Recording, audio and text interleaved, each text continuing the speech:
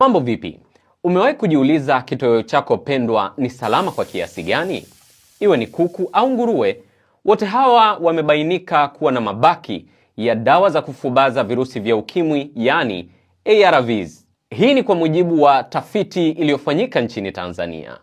Maafisa kilimo, wafugaji na wauzaji wa dawa za mifugo 113 katika wilaya 8 za mikoa ya Mbeya, Iringa na Dar es Salaam waliojiwa kuanzia mwezi Februari hadi mwezi Mei mwaka wa 2023, huku sampuli 196 za damu na nyama zikichukuliwa, na matokeo yake yameonyesha kuwa sampuli 131, yani sawa na asilimia 66.8, zilikuwa na masalia ya dawa za ARVs. Unaweza kujiuliza hili limewezekana vipi?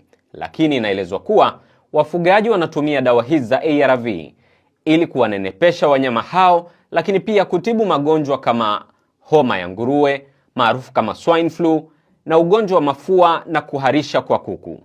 Lakini sababu ingine inayotajwa ni kuwanenepesha wanyama hao kwa haraka ili kujipatia faida maradufu bila ya kujali afya ya walaji. Ni kutafuta namna ya kuwakuza kwa haraka, of which ni kwa sababu hawana elimu ya kutosha ya namna ya kuwalisha vyakula nguruwe ambavyo vinastahili ili wapate product nzuri za bidhaa za nyama za nguruwe. Na tunataka watu wafuge kwa wingi zaidi ili tuweze kupata product nzuri kwa ajili ya kutumia ndani ya nchi na hata pia kwa ajili ya export.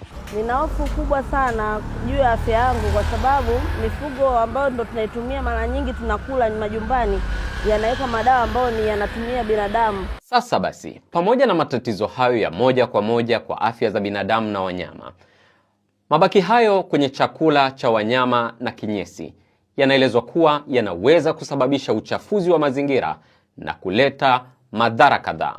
Wataalamu wa Chuo Kikuu Kishiriki cha Afya Muhimbili MUHAS wanaeleza asilimia 5 ya watu wanaotumia dawa za ARVs tayari wana usugu wa vimelea dhidi ya dawa, yani UVIDA.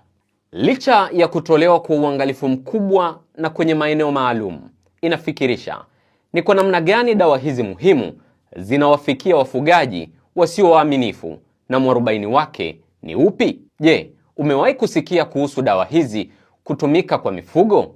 Tuandikie maoni yako hapo chini.